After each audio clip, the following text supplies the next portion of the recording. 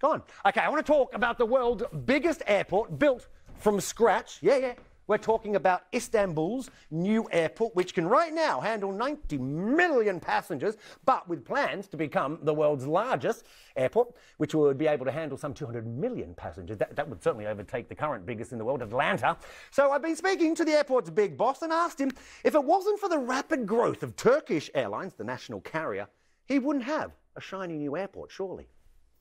Turkey has been investing very heavily in the aviation sector and the infrastructure in the last 10-15 years.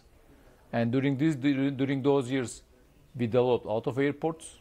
Turkish Airlines grew its fleet, and now they need a bigger airport to be able to cater the growth plan of the flagship carrier in mid to long term, and also cater the growth of aviation business globally.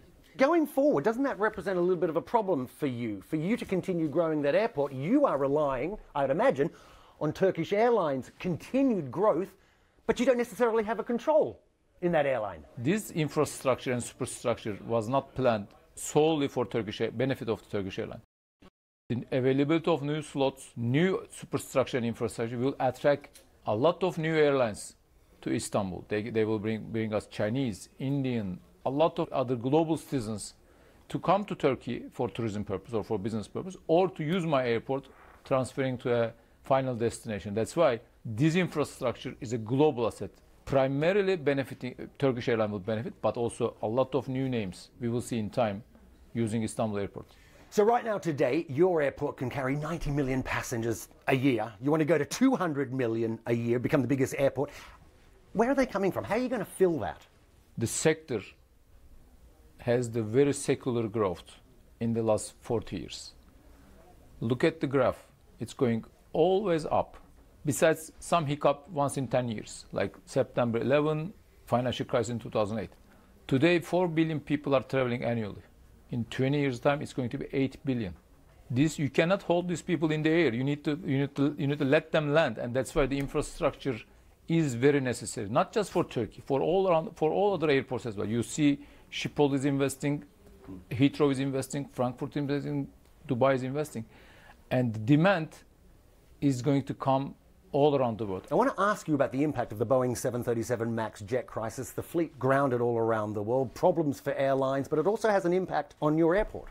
I have 10 of them at my airport, grounded for months.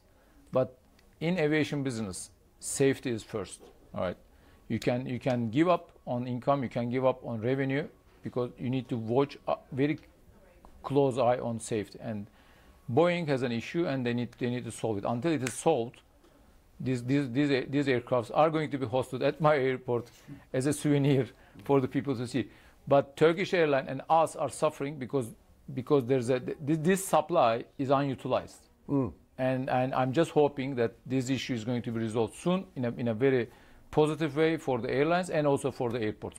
Just briefly in numbers, what are you losing out on in numbers in terms of takeoffs, landings, passenger numbers? More or less, I can say 70 air traffic move per day, and on average, in total 3 million passengers per year. Wow. Okay,